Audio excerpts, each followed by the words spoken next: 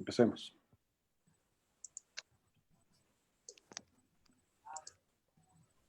Todavía no sale a Facebook Live. Estamos en este momento.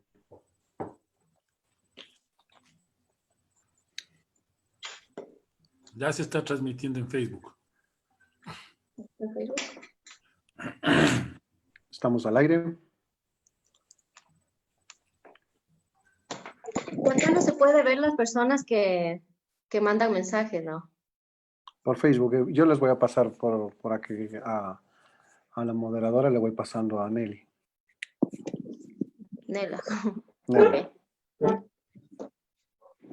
Sí, porque estoy desde el celular y no... Sí, te pasan al chat. Ya. Yo estoy en celular, sí se puede compartir esto en el Facebook, en mi perfil. Claro, para claro nos que sigan. sí. ¿Cómo debo hacer eso?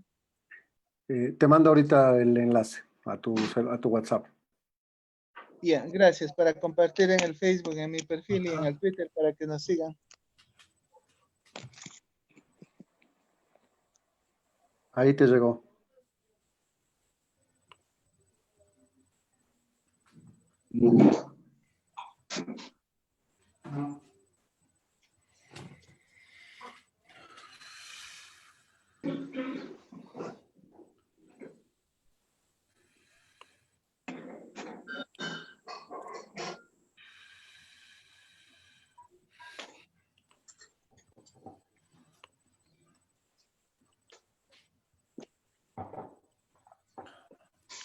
Arranquemos. Ya. ¿Hay conectados? Sí, puede iniciar, por favor. Listo, entonces iniciamos. Muy buenas tardes y muy buenas noches, dependiendo de qué lugar de Latinoamérica y del mundo nos escuchan y nos ven desde la plataforma Facebook Live Ecuador Decide No TLC. Esperando se encuentren con bien de este virus que azota el mundo. Me presento, mi nombre es Marianela Irigoyen y tengo el gusto de ser la moderadora de la jornada que nos compete el día de hoy. Queremos dar la bienvenida a todas las personas que se están uniendo a este espacio. Un saludo especial a nuestros hermanos en la República de Argentina que están muy atentos de seguirnos el día de hoy. Damos inicio a este encuentro donde se realizará el lanzamiento latinoamericano del libro El campo minado de la salud, megaminería a cielo abierto en la Amazonía sur del Ecuador y sus impactos sobre la salud, escrito por Paola Granizo. Así que explicaré cómo se va a desarrollar este lanzamiento de esta investigación. Se procederá a una introducción del tema, seguido por la exposición de la investigación por parte de la autora, y finalmente, dos expositores con la duración de 10 minutos cada uno nos relatarán experiencias en territorio sobre los efectos de la megaminería, uno de ellos desde nuestro vecino país, Colombia.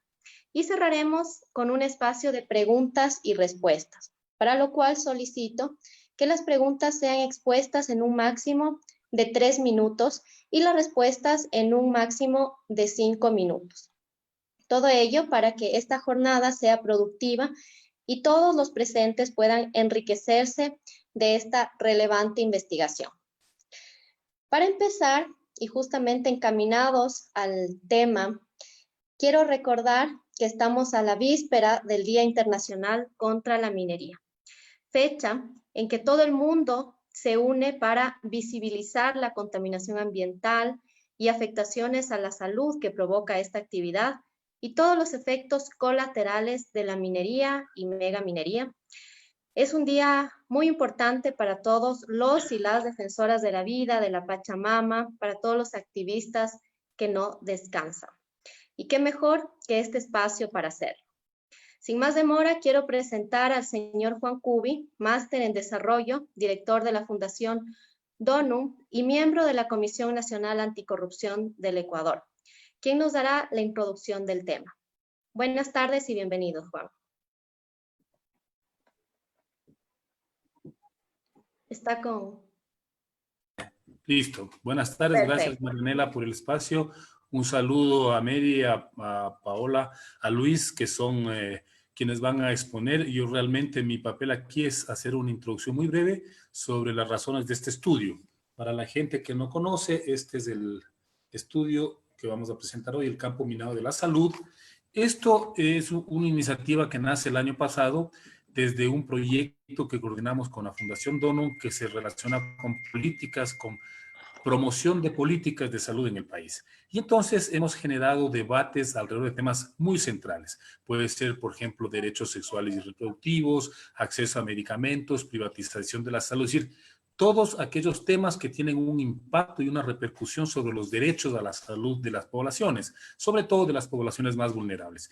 En ese sentido, pues el año pasado hablamos con Paola y le propusimos hacer una investigación de un tema que es absolutamente presente, pertinente, actual y delicado, que es el tema de la minería en zonas vulnerables. ¿Sí? Como ustedes conocen, o las personas que no conozcan, el Ecuador es un país con un potencial minero enorme, ¿no? Y se ha vuelto una especie de botín de las grandes transnacionales. Y gran parte de esos yacimientos mineros están en zonas, ya sea con una enorme riqueza de biodiversidad o en zonas donde habitan pueblos ancestrales, ¿no? Y entonces cualquier iniciativa constituye un atentado contra estos derechos. Se escogió la comunidad de Tundaime, que es en una zona de la Amazonía ecuatoriana, al sur de la Amazonía ecuatoriana, y ha sido una zona históricamente afectada por la explotación minera, tanto la de gran escala como la de pequeña escala artesanal. Este puede ser un proyecto emblemático, porque es un proyecto enorme, está manejado por transnacionales, sobre todo chinas, y que no tienen ningún tipo de miramiento con los derechos de los pueblos, con los derechos de la naturaleza, simplemente ejecutan la explotación minera desde una perspectiva totalmente lucrativa. Dos puntos, y con esto concluyo, dos puntos quiero señalar que son importantes de este estudio. El primero es evidenciar estas lógicas de la explotación minera, sobre todo en zonas tan vulnerables, tan ricas en diversidad, en recursos naturales, ¿sí? Y obviamente quienes puedan tener acceso, esto consta, por si acaso, en una página web que ya les daremos llegar, puede un poco conocer cuáles son los resultados del estudio. Y el otro punto importantísimo es que coincidencialmente durante la pandemia, EXA, es decir, la transnacional que está detrás de este proyecto de explotación minera, no paró en términos de sus actividades de extracción, sin importarle los efectos y los impactos en la salud de las comunidades.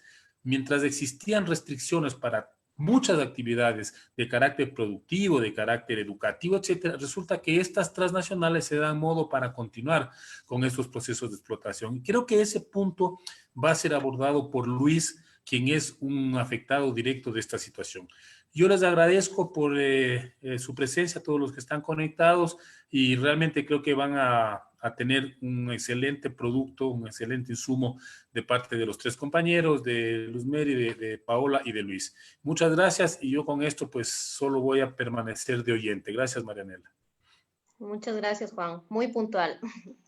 A continuación, damos la bienvenida a Paola Granizo, quien es bióloga, integrante del colectivo Yasunidos Cuenca y de la plataforma Ecuador Decide y autora del libro El campo minado de la salud.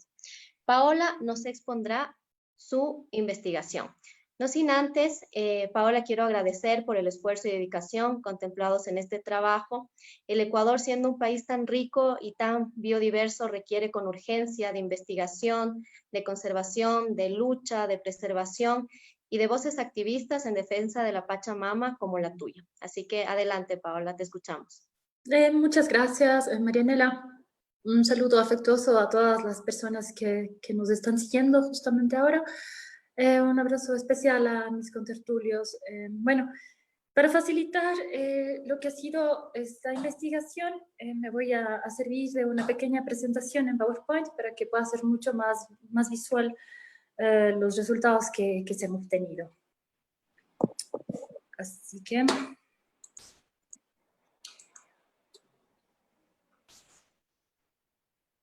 Bueno, primero quiero comenzar mostrándoles a quienes nos siguen cómo el Ecuador se está embarcando en un proyecto un poco de destrucción y muerte, ¿no? Creo que todos sabemos la incalculable riqueza biológica que tenemos como país, ¿no?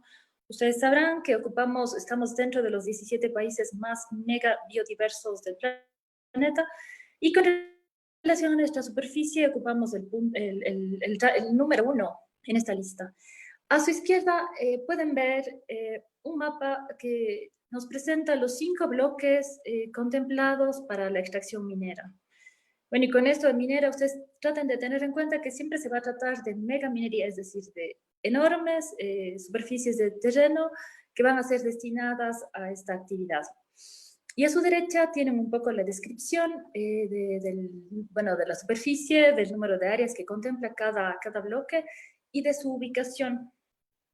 Con respecto a esto, me gustaría un poco que ustedes vean cómo, gracias a la consulta de febrero del 2018, el gobierno fue tan hábil de configurar a la minería metálica con las áreas protegidas. Ustedes recordarán que hubo una pregunta en la que se decía si estamos o no de acuerdo con la explotación minera en áreas protegidas. Entonces, todos estos bloques colindan con algún tipo de área protegida, ¿no?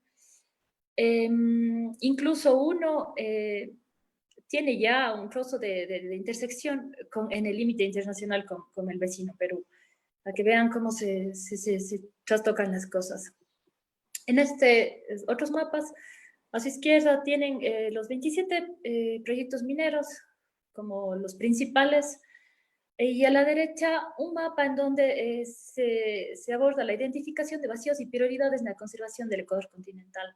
Más o menos ubicarán a la provincia de Zamora Chinchipe hacia el sureste del país y como podemos ver, nos dice la leyenda que debería ser un área de importancia, ¿no? De conservación dentro del patrimonio de áreas protegidas del Ecuador, del Estado.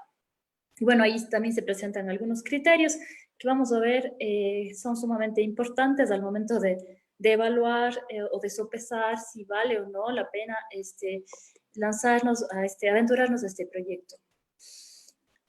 Para que el país lleve a cabo de forma, si queremos, exitosa, la imposición del extractivismo minero como pilar fundamental de la economía, ha sido necesario que el país se constituya un minéralo Estado. Ustedes pueden ver acá, bueno, esto ha sido obtenido del Plan Nacional Minero, en donde se encuentra una serie de instituciones, estamentos del Estado, la fuerza pública, por supuesto. Sabrán que esta zona no ha estado exenta de violencia, criminalización e incluso muerte. Tenemos ahí al líder indígena Shuar, que murió, ¿no?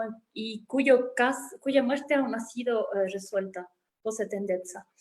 Vemos acá entonces varios ministerios. Es muy importante ahora también la fusión del Ministerio del Ambiente con la Secretaría Nacional del Agua. Tenemos incluso institutos de educación superior, CENESID, es decir, la idea es que todo el entramado de entidades estatales se vayan configurando para permitir la imposición de este modelo en nuestro país, desde los diversos, y de cada arista posible, ¿no? De lo que significa la política del Estado.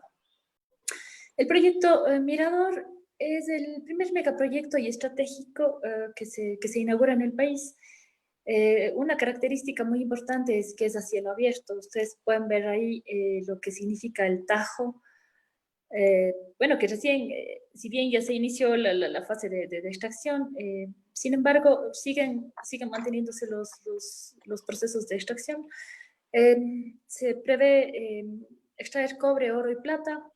Ahí esos puntos suspensivos también nos dicen, bueno, hasta qué punto solo son esos los metales que se van a declarar, ¿no? Quién sabe que ya se están llevando la empresa china que está detrás de este proyecto.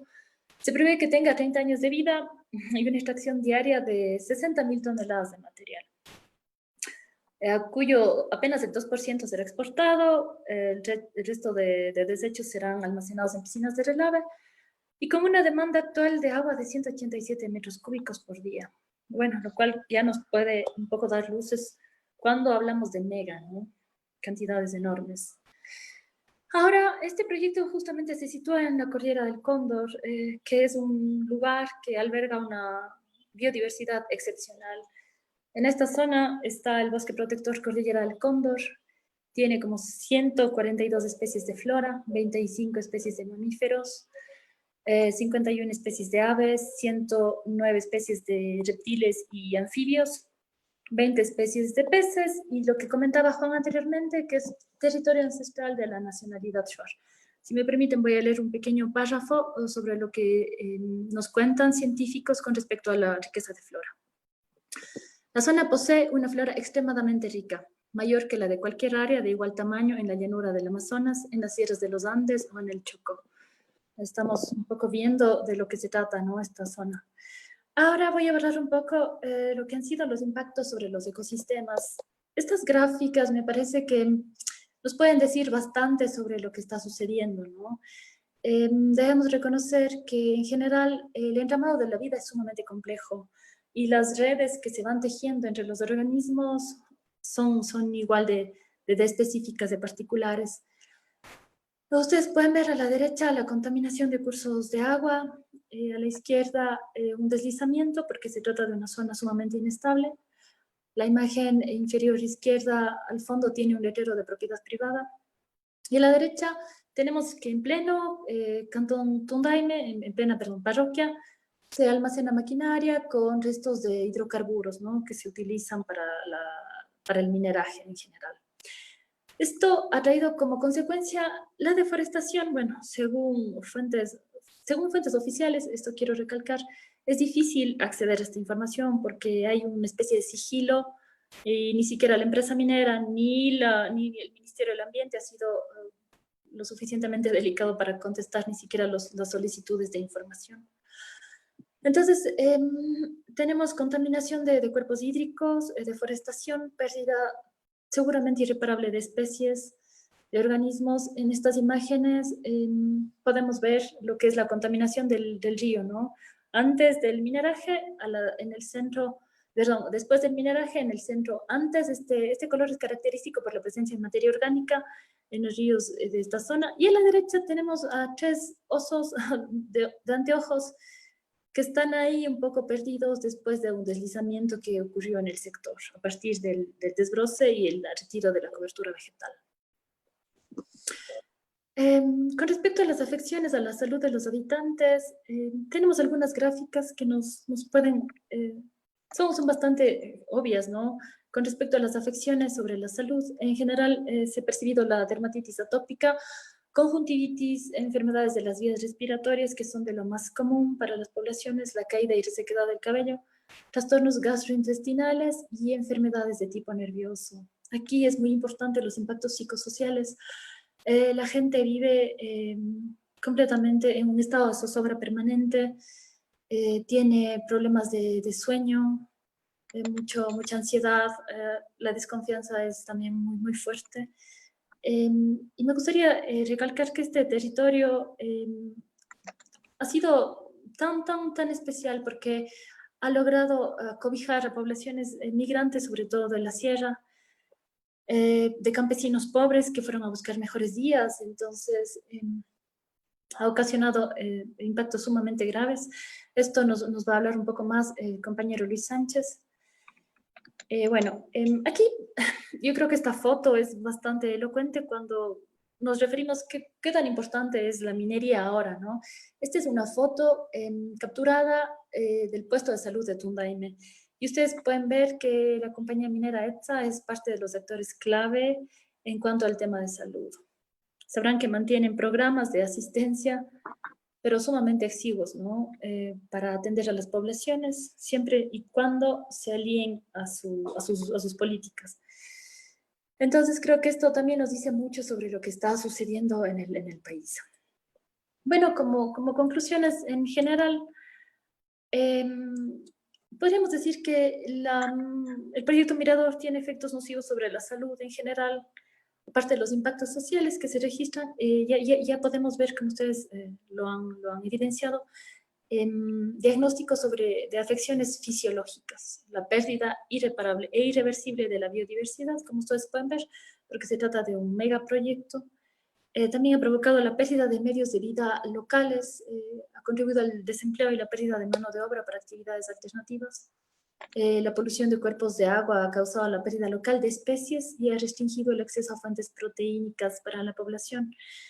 Aquí me parece muy claro cuando los pobladores a quienes entrevistaron nos decían que normalmente ellos pescaban en los ríos, ¿no? Y esteros que están ahí circundando a la parroquia. Sin embargo, ahora, si es que tienen dinero, pueden acceder a comprar latas de atún o sardina. Entonces, también su dieta ahora se basa en el consumo de grasas y carbohidratos, sobre todo pasta. Entonces, también eso es importante porque va a definir el desarrollo después de niños y niñas. Y bueno, la implantación de este tipo de proyectos requiere necesariamente de la vulneración y la violación sistemática de los derechos y de las normas jurídicas. Por ahora eso. Gracias. Muchas gracias, Paola.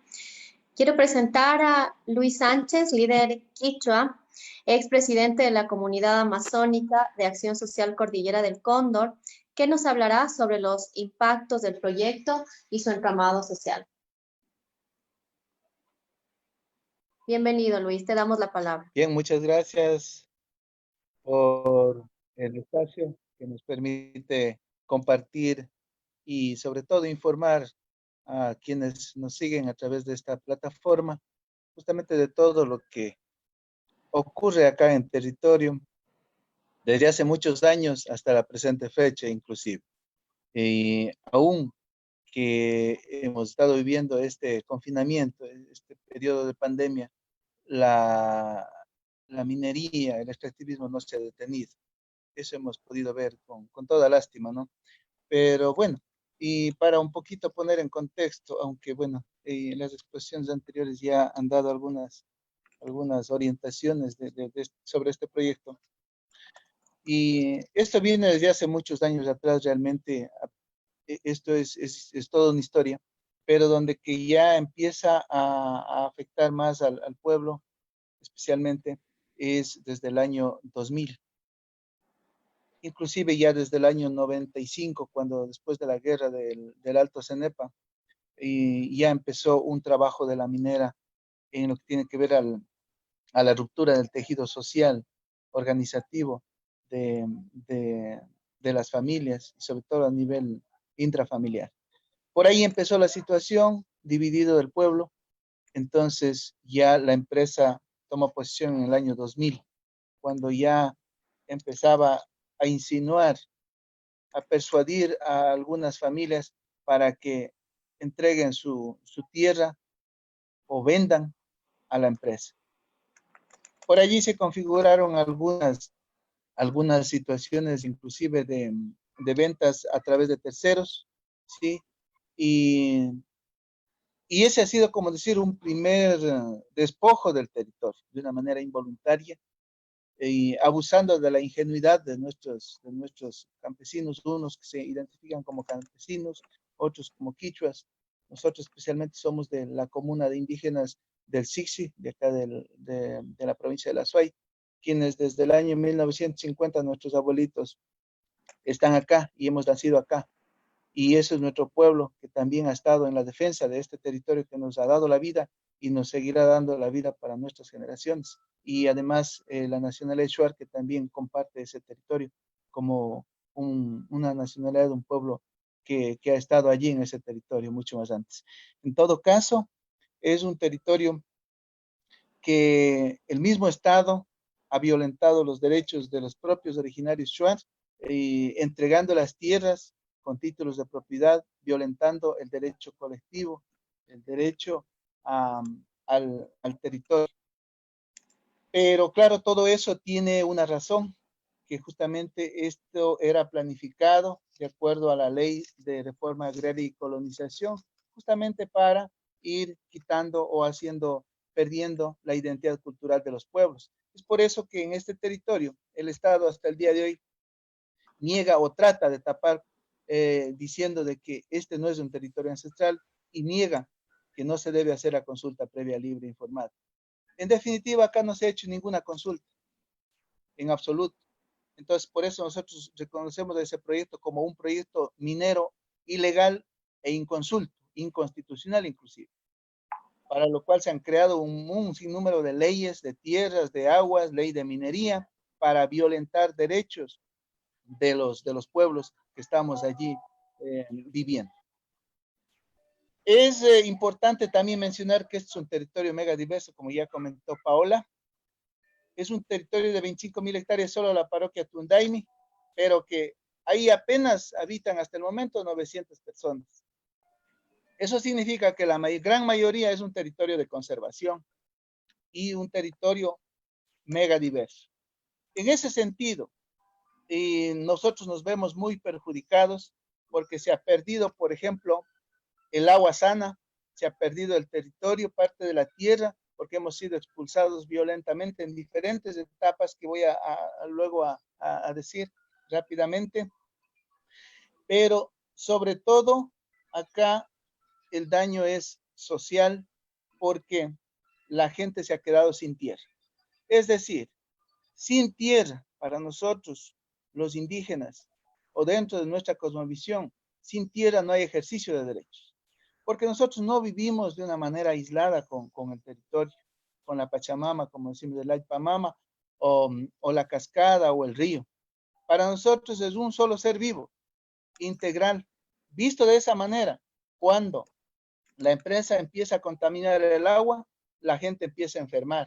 Cuando el Estado empieza a hostigar a la gente, a expulsar a la gente se enferma de manera psicológica porque sufre insomnios, sufre pesadillas, sufre inclusive infartos, que algunas personas murieron así por esa presión, por esa angustia, por esa incertidumbre que crea la empresa.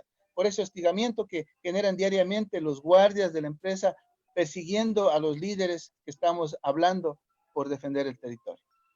Entonces, en este sentido, para nosotros es clave, por ejemplo, o bien grave, digamos, el trabajo de ruptura del tejido social, tanto a nivel organizativo como a nivel familiar. Ahora, entre los mismos hermanos, entre los mismos padres e hijos, no pueden conversar, están enojados, porque el uno trabaja para la empresa, otros no. Entonces, y otros están luchando por defender ese territorio, otros hemos quedado sin tierra, por ende hemos quedado sin trabajo. Y aquí se ha puesto en riesgo sobre todo la vida, la alimentación de todas las personas. Porque si bien es cierto, el agua no nos permite, digamos, como está contaminada, no nos permite ir a bañar, una de nuestras costumbres. Por ejemplo, ir a pescar tampoco, ir de cacería tampoco, porque los bosques han sido destruidos, ¿ya? El agua está contaminada, no nos sirve ni para nuestras chacras, ni para sembrar. Entonces, sobre todo, vemos que va disminuyendo el caudal de agua, y eso va encaminado a una sequía a futuro. Entonces, en definitiva, es una destrucción de manera, digamos, casi total. Pero para llegar a este nivel, la empresa siempre ha utilizado diferentes formas de tratar de expulsar a la gente. De una manera, digamos, con demagogias, ofrecimientos, pero a cambio nunca les han cumplido. Finalmente, a la gente que resistió, por ejemplo, ya desde el año 2000, desde el 12 de mayo de 2014, por ejemplo, cuando destruyeron San Marcos de una manera violenta, agresiva, porque la gente, viendo que la minería seguía avanzando y era negativo para los pueblos, empezó a fortalecer la resistencia. Luego destruyeron también algunas viviendas del 30 de septiembre de 2015, de manera violenta, con los policías a horas de la mañana, con los militares a la madrugada inclusive. Luego el 17 y 18 de diciembre de 2015 mismo, otro grupo también desalojado de manera violenta, se llevaron todas nuestras pertenencias y hemos quedado prácticamente ahorita viviendo en un estado de hacinamiento porque no tenemos vivienda. Estamos prácticamente sin tener cómo sobrevivir, digamos así. Y así han seguido desalojando hasta en febrero de 2016 a la abuelita Rosario Guari también. En marzo de 2016 a los compañeros de la familia Tendesa también fueron desalojados y así sucesivamente. Entonces, para ir concluyendo en definitiva, para nosotros como pueblo de ese territorio podemos dar testimonio de que la minería en realidad solamente nos trae destrucción. Han ofrecido trabajo, pero nunca dan trabajo más que para unos cuantas personas, que son las personas que figuran respaldando supuestamente a la empresa, pero de una manera colectiva, toda la gente está sin trabajo, porque inclusive ahorita la gente está, una parte, no todo, la parroquia Tunaime, pero una parte ya está expulsada, como yo, por ejemplo. Yo no tengo casa, mi casa fue destruida y toda mi familia igual, por sola la única razón de haber resistido y de haber dicho que nuestra tierra no está de venta. Eso ha sido el dolor más grande y la ira más grande para el gobierno, para irnos a destruir nuestras casas en presencia de nuestros niños, de nuestros guaguas, de nuestros abuelitos y botarnos a Un la minuto, calle. Luis, por favor. Sí, sí, yo sé que el tiempo se nos agota, hay muchas cosas que podemos seguir hablando, pero en definitiva, yo para concluir, invitaría, digamos, a todos los pueblos de todos los territorios que tenemos que seguir luchando, no por nosotros, por los que nos quedan, por nuestros hijos, nuestros nietos y los que quedan. Tendremos que seguir luchando mientras esa riqueza que está bajo el suelo, sobre esa riqueza mega diversa que está sobre la superficie que nos da la vida, esté ahí, tendremos que seguir luchando. Esa es mi invitación y la única forma de seguir viviendo y de seguir subsistiendo en la tierra, nosotros especialmente como indígenas debemos seguir luchando y ejerciendo el derecho a la resistencia. Muchas gracias. Un saludo a todos. Gracias por escuchar. Muchísimas gracias, Luis. Muy importante tus palabras. ¿Quién como tú para decirnos la realidad que se vive en territorio? Damos la bienvenida a Luz Mary Panche desde Colombia. Ella es lideresa indígena del pueblo Nasa de la Amazonía colombiana, quien nos relatará sobre la experiencia de su pueblo frente al extractivismo a partir de la firma de los acuerdos de paz entre la guerrilla y el gobierno. Buenas noches y bienvenida, Luz Mary. Buenas noches. Saludamos de manera fraterna a todos los que están aquí en el panel y a quienes nos siguen por los diferentes medios virtuales. Yo soy Luz Mary Panche, del pueblo Nasa, de San Vicente del Caguán, en el departamento del Caquetá, que hace parte de la región de la Amazonía colombiana. Y en este momento soy integrante de la instancia especial de alto nivel con pueblos étnicos para hacer seguimiento a la implementación del acuerdo de paz acá en Colombia. Quiero iniciar con el permiso de los abuelos y los ancestros, diciendo que en Colombia existimos alrededor de 103 pueblos indígenas que todavía nos resistimos, ¿no? a toda esta situación de exterminio que desde hace más de 527 años venimos por lo menos haciendo un proceso de resistencia y decirles que en la Amazonía colombiana, que corresponde a 6 departamentos, alrededor de un poco más de 44 millones de hectáreas que corresponde a la Amazonía colombiana, en la Amazonía existimos todavía 56 pueblos indígenas en este territorio y de las 44 millones de hectáreas de la Amazonía colombiana, los pueblos indígenas somos dueños, propietarios en figuras de resguardo, que es la figura que tenemos para la propiedad de los territorios colectivos de los pueblos indígenas. Alrededor de 27 millones de hectáreas pertenecen a los pueblos indígenas. Sin embargo, a pesar de que tenemos más del 50% en propiedad de los pueblos indígenas, hemos sido excluidos, ¿no? de la participación efectiva nuestra en varios espacios donde se toman las decisiones políticas y donde se construyen las políticas públicas para, por un lado, que se garanticen los derechos especiales que tenemos los pueblos indígenas y que los hemos ganado gracias a todo este proceso de movilización a través de las mingas que hacemos acá en Colombia para exigir los derechos. Y pues a pesar de que hay bastante normatividad a nivel nacional e internacional sobre los derechos especiales de los pueblos indígenas, pues no ha podido ser efectivo esta garantía del ejercicio de los derechos en el territorio nacional y pues estas políticas de exterminio de los pueblos indígenas se agudiza en este momento con todo el panorama que tenemos de la pandemia que se ha dado a nivel mundial y que nosotros decimos esa pandemia es un llamado muy amoroso que nos hace la madre tierra, la madre naturaleza, para que la humanidad en su conjunto podamos darnos cuenta que estamos caminando por un mal camino que va a traer como consecuencia en el mediano plazo el exterminio de toda la humanidad y del planeta en general. Nosotros, bueno, yo vivo en San Vicente del Caguán, que es un municipio del departamento del Caquetá, acá en la región de la Amazonía. Y con respecto al tema que ustedes plantean para poner aquí la palabra y mirar cómo vamos tejiendo no solamente el conocimiento de la problemática, sino también de las propuestas de solución frente a toda esta situación. Podemos decirte que cuando hablamos de minería, hacemos referencia a toda esa economía extractivista, ¿no? A nivel de la cuestión minero-energética que se planea en este caso de Colombia, desde el centro del país, desde Bogotá, para territorios como la Amazonía, incluso sin que los gobernantes conozcan el territorio.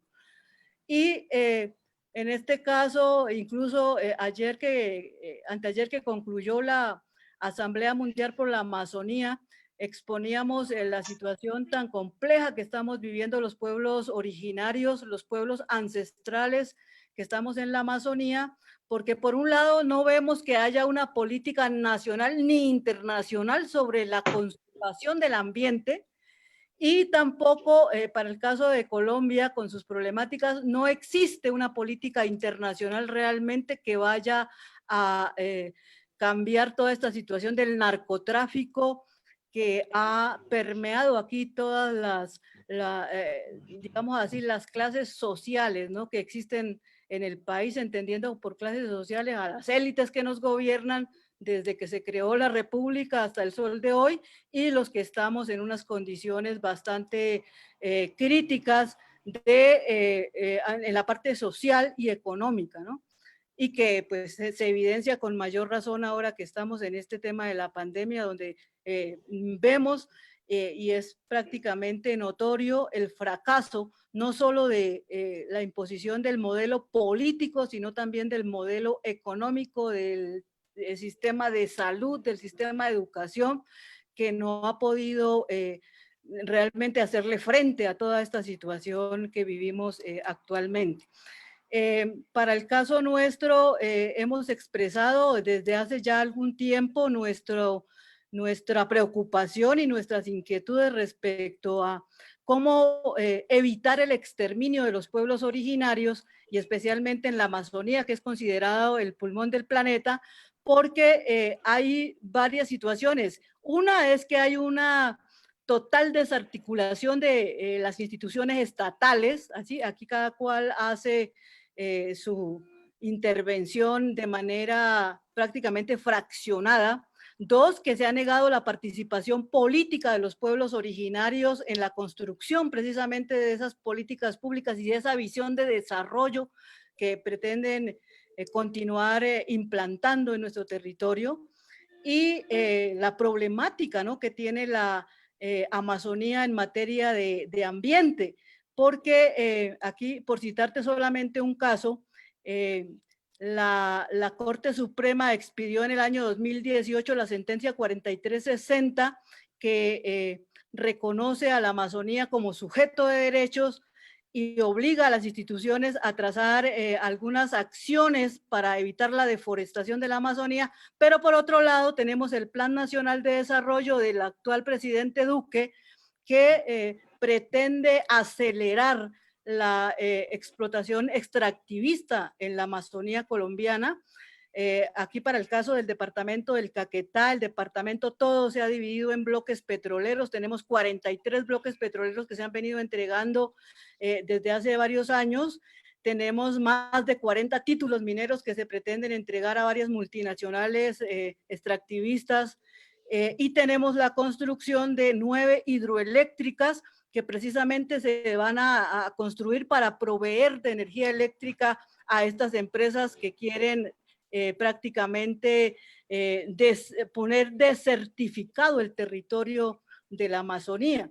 Y hemos hecho varias intervenciones en muchos espacios, primero para plantear de que no hay esa política nacional e internacional de conservación del ambiente, que no se puede pensar en el caso de Colombia, de construir políticas públicas ambientales solo para los 9 parques que tiene la Amazonía, porque es que el territorio amazónico es un territorio estratégico y para nosotros toda la Amazonía debería ser declarado un territorio de conservación ambiental, de especial conservación ambiental, porque el suelo de la Amazonía es un suelo que está apenas en formación, es un suelo demasiado nuevo, joven, digamos así, y estos megaproyectos, tanto petroleros, mineros y demás, pues lo que van a crear es una situación de destrucción de la Amazonía como pulmón del planeta.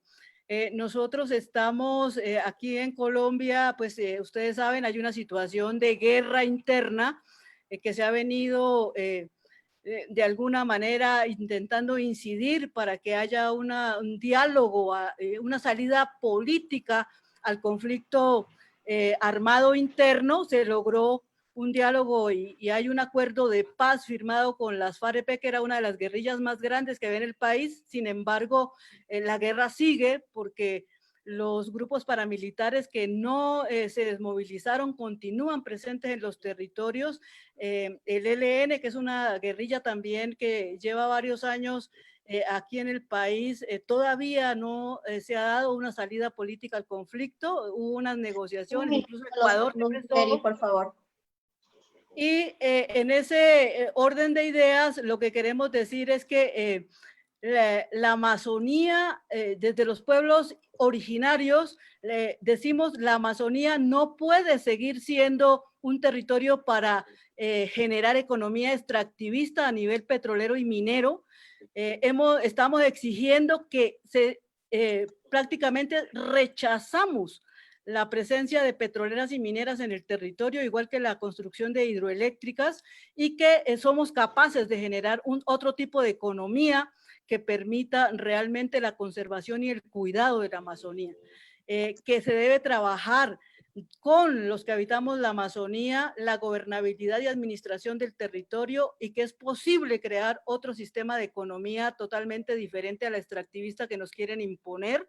El gobierno colombiano debe reconocer que ha sido el que más ha deforestado y destruido la Amazonía, y que en caso de que no se quieran escuchar las peticiones que estamos haciendo, estamos proponiendo a todos los amazónicos, incluido los otros 8 países que hacen parte de la Amazonía, que entonces construyamos otro estado dentro de esta Abya-Yala que tenemos, para poder cuidar, conservar y proteger la Amazonía, porque también somos capaces, los que habitamos la Amazonía, en conjunto con los pueblos originarios, de establecer otra forma de Estado, otra forma de economía y otra forma de sistema de salud y de educación que permita vivir dignamente a todos los que estamos en la Amazonía, ¿sí? Eso es lo que queremos proponer en este espacio. Y porque con las políticas que hay ahora impuestas desde el Banco Mundial, desde el Fondo Monetario Internacional, lo que se está pretendiendo es militarizar la Amazonía, como se está haciendo para el lado de Colombia, con el ejército gringo.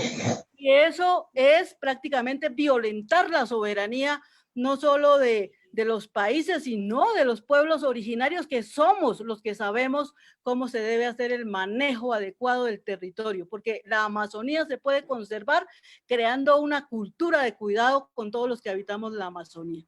Eso lo queríamos expresar y agradecemos inmensamente la oportunidad que nos dan en este espacio. Muchas gracias. Muchísimas gracias, Luz Mary, la verdad. Nos llega muchísimo tus palabras, y en esa unión y en esa lucha estamos también desde acá, desde el Ecuador. Pasamos a la ronda de preguntas, por favor, si me pueden ayudar, las preguntas que están llegando al Facebook Live, para recordarles que por cuestiones de tiempo, si no se pueden solventar algunas preguntas, las respuestas se subirán a la plataforma de Ecuador Decide que estamos transmitiendo en este momento. Así que damos paso a las preguntas.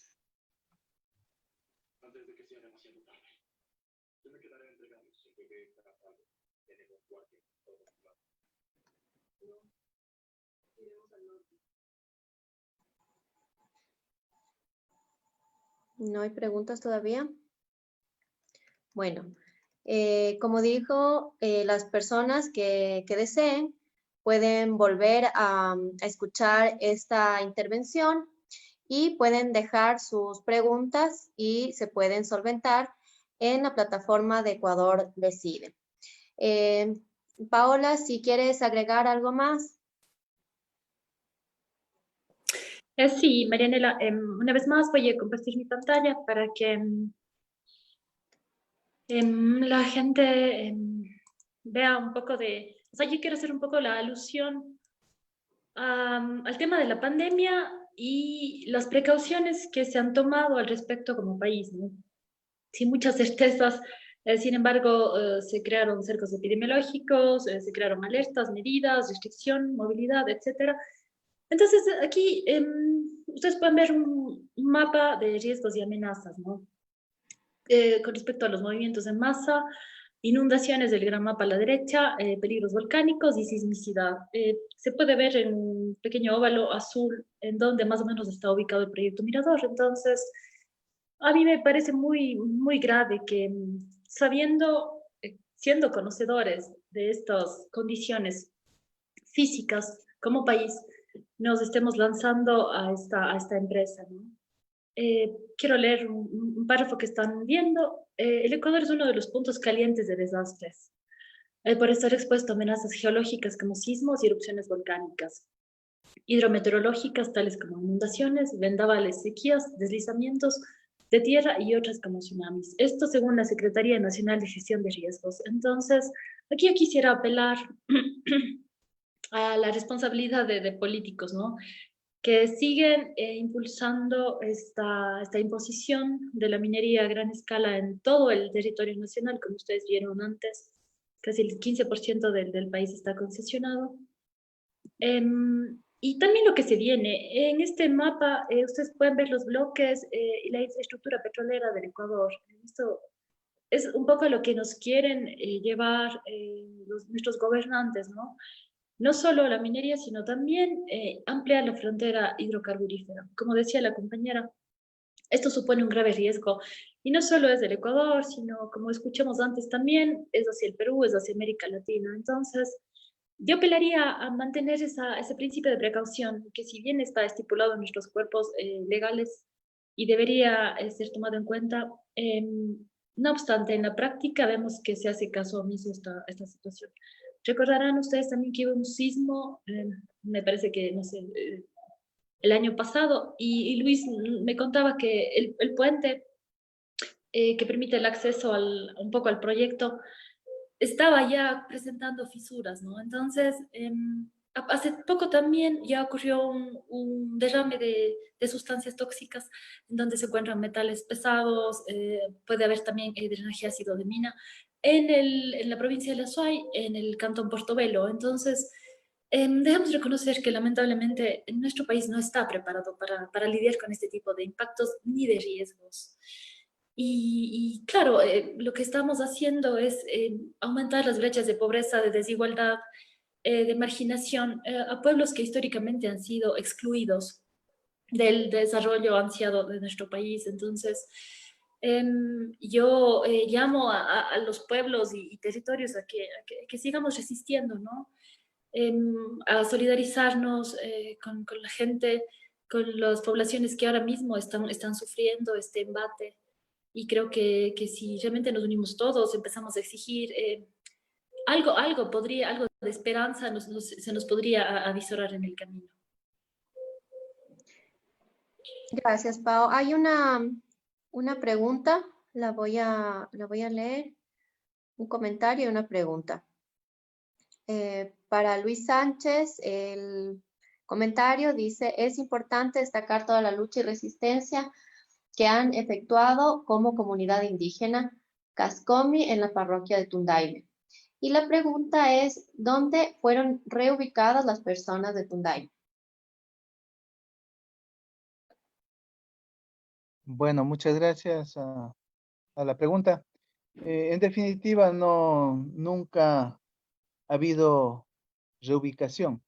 Todo ha quedado en ofrecimientos. Me refiero a la etapa del año 2000 y que alrededor de unas 18 familias fueron desalojadas de una manera engañosa, sorpresiva, persuadiendo, digamos, a las familias. Inclusive el centro poblado de San Marcos, donde está ahorita es la Relavera de San Marcos, y fueron 18 familias que fueron engañadas con la supuesta reubicación por parte de la empresa minera, pero nunca les cumplieron. Hasta el día de hoy esas personas no han sido reubicadas.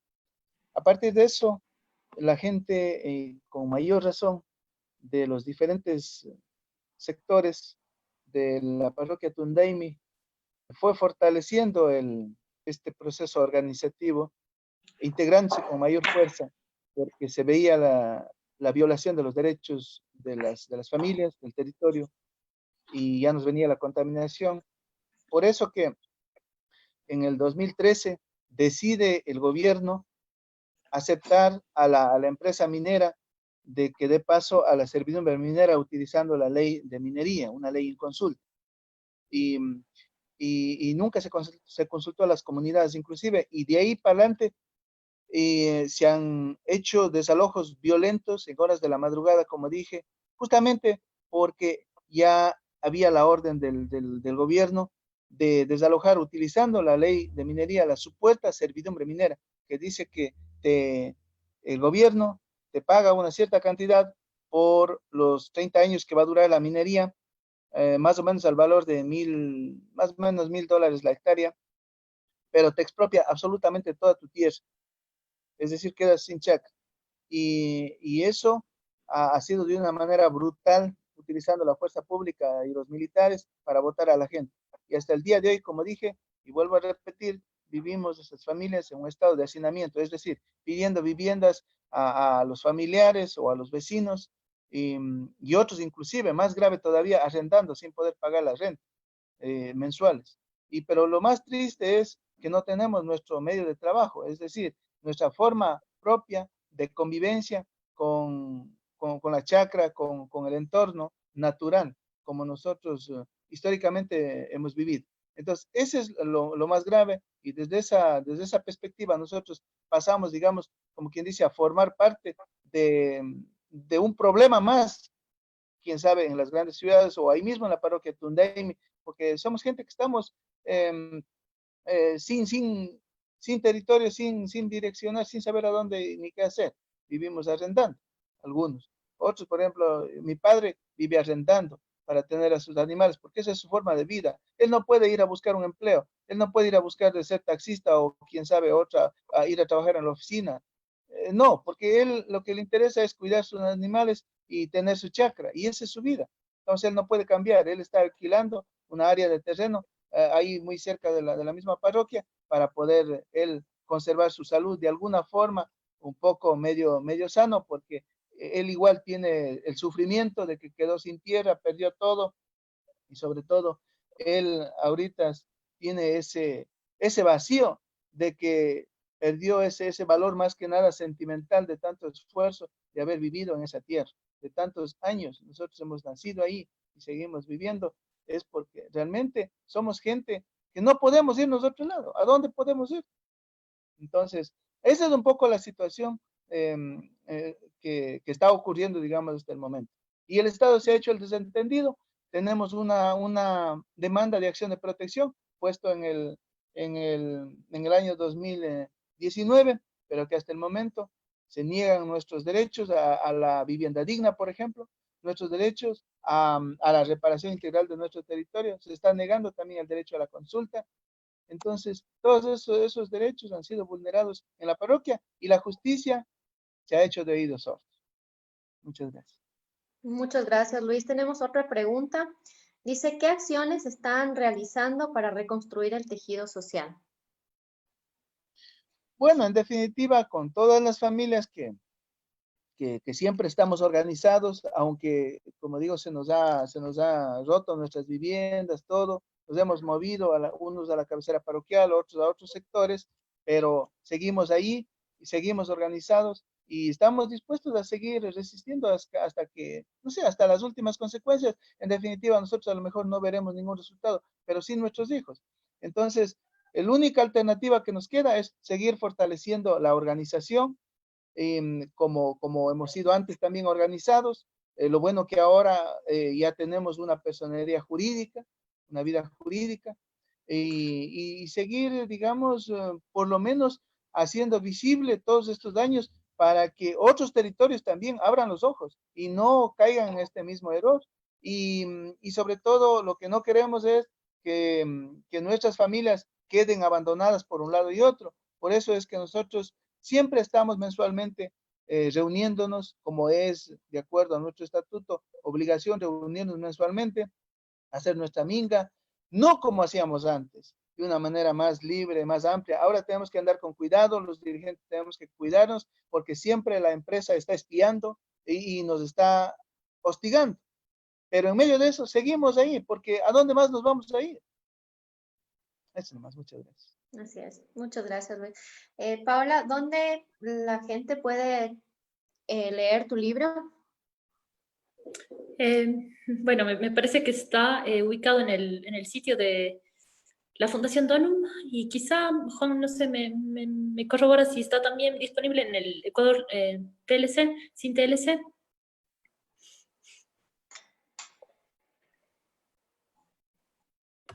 A ver, si pueden no sé ver, para las personas que puedan copiar, ahí está la página web, ¿sí? Salud y derechos.fundaciondonum.org. Aquí al final, ¿ya? Salud y derechos.fundaciondonum.org. En esa página web encuentran la versión digital. Y si no, lamentablemente tenemos ejemplares disponibles, pero con la pandemia es imposible entregar. Estamos con las oficinas cerradas tanto en Quito como en Cuenca. Pero de todas maneras, cuando pase esto, pues podrán acercarse tranquilamente. Y esperamos también hacer otros eventos para distribuirlo físicamente. Perfecto, muchas gracias. Para cerrar esta fructífera jornada, queremos agradecer a todas las personas que se unieron. Me acaban de informar que fueron bastantes personas. Agradecer también a Paola por esta extraordinaria investigación sobre la megaminería a cielo abierto en la Amazonía Sur del Ecuador y sus impactos sobre la salud. A los expositores Juan Luis y Luz Mary, y una invitación para poder leer esta investigación y poder seguir enriqueciendo nuestros conocimientos al respecto. Como conclusiones, quiero dejar las siguientes palabras. Durante décadas, esta lucha valiente ha alzado su voz en oposición a una actividad que ha dejado a su paso terribles consecuencias ambientales y para la salud humana. El boom megaminero que vivimos en la actualidad pone al descubierto una etapa feroz del capitalismo imponiendo su modelo extractivista. Este tipo de proyectos mineros dependen de una red sistemática, donde procedimientos jurídicos de las comunidades y las voces de los territorios pretenden invisibilizarse y callarse, e incluso con el asesinato de sus líderes. Pero la resistencia social se impone fuerte ante notorias consecuencias que dejó los megaproyectos mineros. Río Blanco constató las falencias de la minería como fuente generadora de empleo. El impacto minero en humedales de la zona de Cruz Loma en la provincia de La Suay, que fue desecado por dicha actividad. El desalojo y la migración obligada de las comunidades cercanas al proyecto frente al abandono y persecución del Estado, todo para favorecer a las empresas transnacionales mineras. Erosión y pérdida de patrimonio intangible, un fuerte entramado de violencia de género, las diversas enfermedades que están obligadas a sufrir los habitantes cercanos al proyecto y los trabajadores de las mineras. La minería promueve la corrupción y deteriora la ética pública, así como vulnera y viola el sistema de derechos y normas jurídicas. En esta búsqueda de soluciones económicas para sacar adelante al país, existen promesas de falsos desarrollismos cuyas consecuencias son irreversibles. Y aquí es cuando, escuchando la investigación de Paola Granizo y los testimonios de Luz Mary y Luis, se me viene a la cabeza una similitud en cuanto a las promesas no cumplidas de estos falsos desarrollismos que supuestamente nos van a sacar de la pobreza. La promesa de 1972 con el boom de la era petrolera, la promesa del boom megaminero presentada por este y el anterior gobierno. Me hace recordar, como investigadora de transgénicos y glifosato, que en los años 50 se prometió acabar con el hambre mundial, con la creación de en un laboratorio de una semilla resistente a un herbicida para que las plagas no afecten a los cultivos ni existan pérdidas económicas. En la actualidad se ha constatado que la promesa de ese desarrollo biotecnológico fracasó. Esas promesas de grandezas tienen similitud en los resultados, pues nos ha dejado más inequidad, menos trabajo, más hambruna, menos tierra, más problemas de salud pública y menos ambiente sano. Por ende, con todas las herramientas de investigación, técnicas, culturales, legales y sobre todo con la fuerza de la incansable lucha, seguimos convencidas y convencidos de que el modelo extractivista, explotador, destructor, usurpador, no es la vía de transformación digna y que la vida siempre vale más. Muchísimas gracias por habernos escuchado, a Paola, a Juan, a Luz Mary y a Luis, y a seguir fuertes en esta y en todas las luchas por la Pachamama. Chao, un gusto haber Gracias. estado con ustedes. Gracias, Marianela. Muchas gracias Gracias, Paola. a ustedes. Gracias, Luz Mary. Bueno, muchas gracias a Paola porque ella ha hecho este trabajo muy valiente en el territorio, ha estado con nosotros, así es que yo sí soy muy agradecido con ella y a todo el equipo que hoy nos acompañó para presentar este trabajo. Buenas Listo, noches. Luis. Un gusto. Hasta la próxima. Gracias. Gracias a todos. Muchas gracias. Un abrazo grande.